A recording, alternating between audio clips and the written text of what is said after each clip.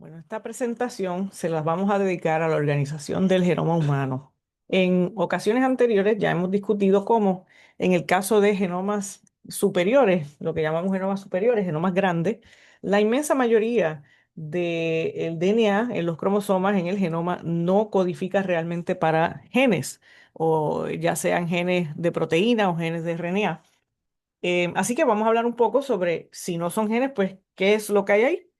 Em, ya vemos que, según nos cuenta aquí, ¿verdad? Este slide, menos del 40% del genoma humano realmente codifica genes y secuencias relacionadas a esos genes.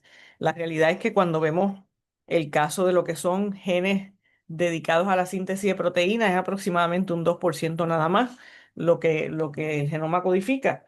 El otro 98% pues tiene otras funciones diferentes que vamos a estar discutiendo durante esta presentación. Em, una de las cosas, una de las razones que discutimos anteriormente de por qué el genoma humano tiene una densidad genética tan baja. Recuerden que el concepto de densidad genética nos dice que es la cantidad de genes que vamos a tener por megabase, por esa unidad de DNA. Em, y vimos que en el caso de organismos unicelulares, la densidad genética es un poco más alta. En el caso, por ejemplo, de E. coli, está aproximadamente en 1000, lo que significa que tiene 1000 genes por un megabase, mientras que en el caso de los genomas eucariotas tiende a ser mucho más bajita y en el caso nuestro particular está cerca de los 6 genes por cada megabase. Una diferencia abismal. Y pues una de las razones de por qué pasa esto es que vamos a ver que en el genoma humano vamos a tener unas secuencias intergénicas grandes. Esas secuencias intergénicas pues son esas áreas que van a estar entre el final de un gen y el principio de otro. También recuerden que en los genomas eucariotas vamos a tener la presencia de intrones que van a estar entonces partiendo esos genes, haciendo que esos genes pues ocupen más espacio porque tienen esos intrones adentro que van a estar entonces interrumpiendo. Vean que entonces nos dice que esa secuencia intergénica de DNA consiste de secuencias que a veces son únicas, en otras palabras, ¿verdad? Que no la vamos a volver a ver en ningún otro sitio en el genoma, o que son repetidas pocas veces, low copy number, un número bajo de copias. Vemos la misma secuencia algunas veces más durante el genoma. Pero lo más interesante en realidad es esta área en que vemos que hay secuencias altamente repetitivas. Volvemos, altamente repetitivas. Aquí lo que significa es que vamos a encontrar la misma secuencia muchas veces dentro de ese mismo genoma. Cuando miramos entonces la clasificación del genoma humano, podemos pararnos por aquí en este diagrama de flujo.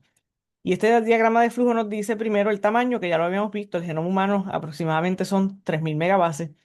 Y se cree que estamos más cerca de los 20.000 genes. Dice ahí 20 a 25.000 de genes que codifican proteínas. Esto es sin contar aquellos genes que codifican otros productos que no son proteínas, como RNA. Si miramos entonces la gran división, cómo podemos clasificar el genoma humano, vamos a ver que vamos a tener entonces una gran división entre lo que es las secuencias codificantes y las secuencias no codificantes, ese DNA intergénico. Fíjense que el DNA intergénico ocupa la mayor parte del DNA, 60% de nuestro genoma es DNA intergénico. Ya mismo vamos a hablar un poquito más de cómo se distribuye ese DNA intergénico. 40% entonces van a ser genes y secuencias relacionadas a genes. ¿Qué significa esto? Pues genes, estamos hablando de genes que codifican proteínas. Exones, aquellos exones que son utilizados para la síntesis de proteínas. Vean que otra vez es un 2%.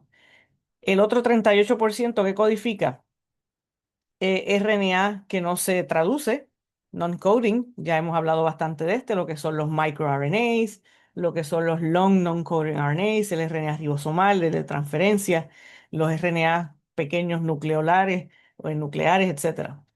Y secuencias relacionadas a los genes, como pueden ser pues, los intrones, esas partes que no se traducen, fragmentos de genes, estos son vestigios de la evolución, en que a través de los años algunos genes se repiten y lo que queda atrás, cuando ellos se repiten, pues no es el gen completo, sino que es un fragmento.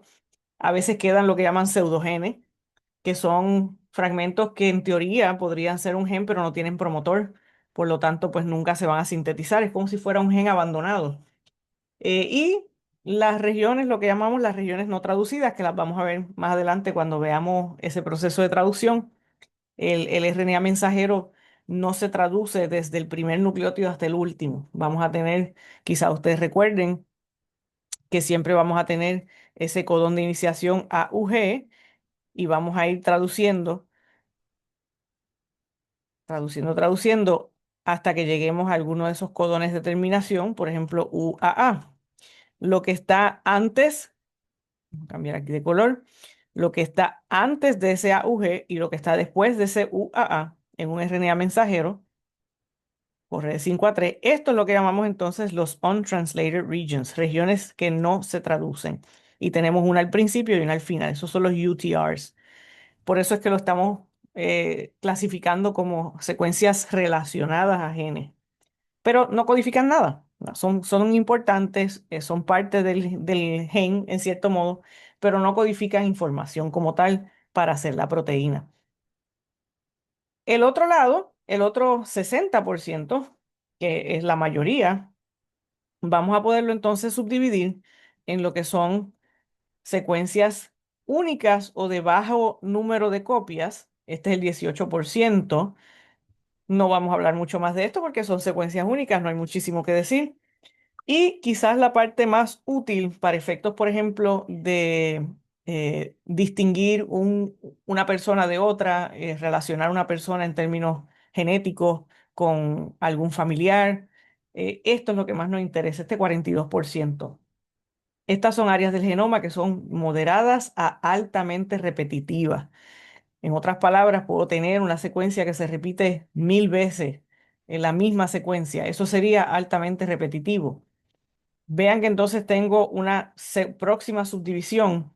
32% de esas secuencias altamente repetitivas son lo que llamamos elementos regados. Interspersed, lo que quiere decir es que están regados por el genoma.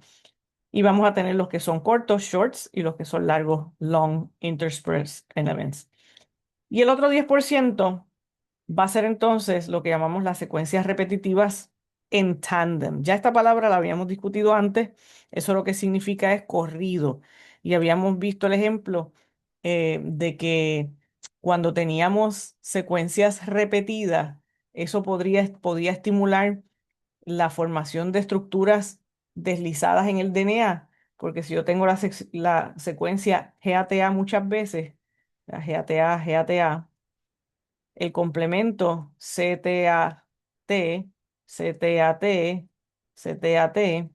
Recuerden que yo podía, por ejemplo, parear esta región en lugar de con lo que le corresponde con esta región, y eso producía esas estructuras deslizadas.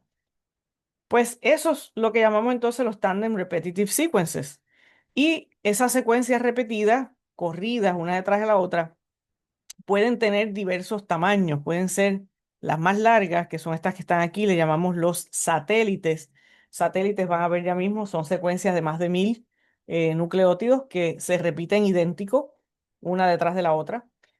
Mini satélites ya son un poco más pequeñas, 50 nucleótidos aproximadamente. Y estas que están aquí, que cariñosamente serían microsatélites, o también le llaman STRs, Short Tandem Repeats. Short y de nuevo tandem repeats. Estas son bien útiles a la hora, por ejemplo, de hacer análisis de paternidad, análisis forense. Vamos a hablar un poquitito sobre ellas más adelante. Vamos a definirlas ya mismito. Ok, empezando por esas secuencias repetidas que están regadas por todo el genoma, los elementos regados, interspersed elements. Esto fíjense que me dice que son repeticiones que están por todo el genoma, genome-wide. No son únicas de un solo cromosoma, sino que lo vamos a encontrar en todo el genoma. Principalmente son copias degeneradas de transposones. Transposones son fragmentos de DNA que han entrado a la célula y esencialmente se copian y brincan de posición dejando atrás una copia del original. Entonces vamos produciendo múltiples copias de estos genes. Son entonces DNA repetitivos regados por todo el genoma esos genes muchas veces pues ya no funcionan, fueron genes alguna vez. Y fíjense que dice que son copias degeneradas, o sea que no son idénticas al transposón original. Esos son repeticiones regadas por el genoma. Estos son, ¿verdad?, secuencias de DNA que tienen la habilidad de moverse a un nuevo sitio dejando una copia atrás. Y lo próximo que veremos, pues serían esas tandem repetitive elements que ya vamos a discutir un poco más en detalle en los próximos slides. Interspersed elements, otra vez, principalmente son elementos transposables o transposones, esas repeticiones a nivel genómico. Y les mencioné ahorita que podían ser cortos los short interspersed nuclear elements, los SINEs, o long interspersed nuclear elements. Vean que la diferencia es esencialmente tamaño. Arbitrariamente escogimos que si son de 500 pares de bases o menos, son short. Si son de 500 pares de bases o más, son long. Pero son esencialmente el mismo tipo de secuencia que pues pueden ser un poco más cortas, un poco más largas. En términos de los tandem repeats, las repeticiones corridas, la misma secuencia corrida una detrás de la otra, como les mencioné, tengo lo que es DNA satélite, mini satélite y los microsatélites. Eh, Vean de nuevo, los microsatélites también le llamamos STRs, Short Tandem Repeats, y estamos hablando de repeticiones de 2 a 6 pares de base. Ese ejemplo que les puse ahorita, GATA, eso sería un Short Tandem Repeat. Si volvemos a leer gata, gata, gata, gata, gata, veríamos entonces esa misma secuencia repetidas múltiples veces. Un microsatélite. Mini satélite, vean que entonces es un poco más largo, 15 a 50 pares de base. También le llaman VNTR. Ese V es de Variable Number Tandem Repeat, un número variable de veces que se puede repetir. Y el DNA satélite serían los más grandes. Y por ejemplo, en los centrómeros del cromosoma, que ya hemos discutido lo que es el centrómero del cromosoma, vamos a ver microsatélites, perdón, satélite, DNA satélite, en que vamos a ver entonces ciertas secuencias largas que se repiten múltiples veces. Y mencionamos en aquel momento, ¿verdad?, que esa secuencia repetida estimulaba la formación de ese cinetocoro y de esa estructura que iba a ayudar en la separación de los cromosomas en la mitosis. Así que estos son parte de las funciones que tienen, que pueden tener estos DNAs repetidos. Em, el DNA satélite, de nuevo, este es el más grande. Fíjense que nos dice very highly repetitive DNA with repeat lengths of 1 to several thousand base pairs. Son secuencias extremadamente, altamente repetitivas, pero grandes, de 1000 bases hasta 2000, 3000, 4000 pares de bases. Se le llama satélite, ¿verdad? Porque ellas funcionan un poco diferente a lo que es el DNA tradicional. En estrategias de purificación, pues corre un poco distinto a lo que sería un gradiente de centrifugación. No vamos a entrar en ese detalle. Así que eso es más bien historia. Mini satélites, pues serían estas secuencias intermedias en que tenemos de 15 a 50 pares de bases que se repiten corrido. Y ya los mini satélites pueden ser utilizados para algo bien interesante. Variable Number Tandem Repeats nos puede ayudar a identificar o por lo menos a asociar dos moléculas o dos cromosomas, uno con el otro. Y nos puede ayudar un poco a tratar de establecer relaciones genéticas o por lo menos establecer relaciones de un DNA que se parece a otro o no se parece a otro. Miren por qué. En este caso, vean que estamos viendo aquí un individuo uno versus un individuo 2 y tenemos exactamente la misma secuencia. Esta secuencia tiene 1, 2, 3, 4, 5, 6, 7, 8, 9, 10 pares de base. Pues es lo más pequeño que podría ser un variable number repeat. Y vemos que en el individuo uno, en esta posición del genoma, esa secuencia se repite 1, 2, 3, 4, 5, 6 veces. Mientras que en el individuo 2 la misma secuencia se repite 8 veces. Ya tenemos ahí una diferencia genética fácil de identificar que no tiene que ver necesariamente con la secuencia, sino con el número de veces que una secuencia se repite en esta persona o en estas personas. Eso nos puede ayudar, por ejemplo, a establecer relaciones genéticas. ¿Por qué? Porque usted hereda su genoma como una combinación del genoma del padre y el genoma de la madre. dependiendo de cómo era el genoma del padre en esa posición y cómo era el genoma de la madre en esa misma posición, usted va a heredar lo que serían entonces alelos diferentes. Usted recuerda ese término de alelos en que teníamos que eran versiones variables de un mismo gen. Pues también se puede utilizar el término alelo no necesariamente para genes nada más, sino en este caso para el número de veces que se repite esta secuencia. En el individuo uno el alelo repite 6 veces. En el individuo 2 el alelo repite, es la secuencia repetida 8 veces. Usted puede entonces heredar un alelo de su padre, un alelo de su madre, y si eso es así, pues se supone que su madre y su padre tengan alelos similares a los suyos. Así que podemos utilizar ese tipo de ejercicio para establecer relaciones familiares. En el caso entonces de los short tandem repeats, pues va a ser esencialmente lo mismo, pero con una repetición mucho más corta, de 2 a 6 pares de base. Vean aquí la secuencia que se repite, AGAC.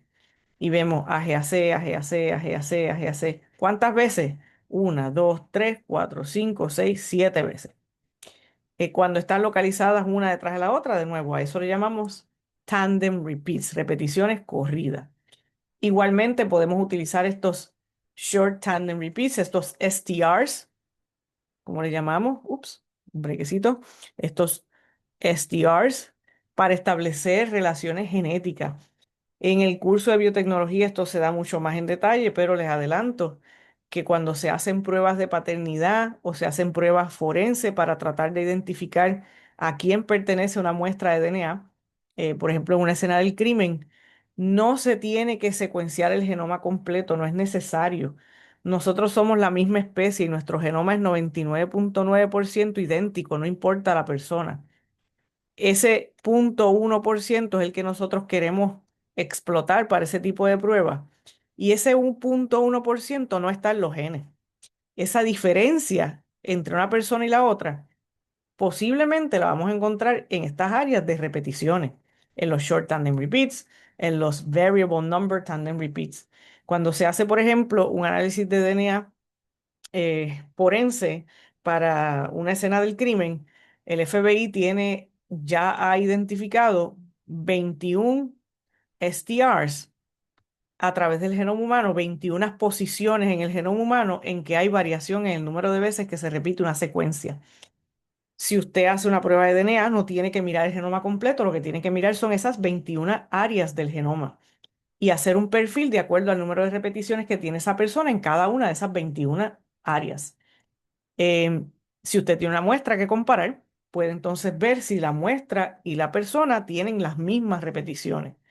Y la posibilidad de que dos personas que no sean la misma o dos muestras que no sean de la misma persona tengan exactamente el mismo número de repeticiones en 21 posiciones en el genoma es bien, bien poco probable. Y por eso es que las pruebas de DNA generalmente se reportan en por cientos de probabilidad. No va a haber una probabilidad en 100% porque siempre existe la posibilidad, aunque ínfima y súper remota, de que dos personas tengan exactamente el mismo DNA y que no sean gemelos idénticos, ¿verdad? Pero de nuevo, estas son áreas del genoma humano que aunque no codifican para DNA, tienen una importancia bien grande en términos prácticos. Pueden ser bien útiles para pruebas de DNA, tanto de paternidad como pruebas forenses.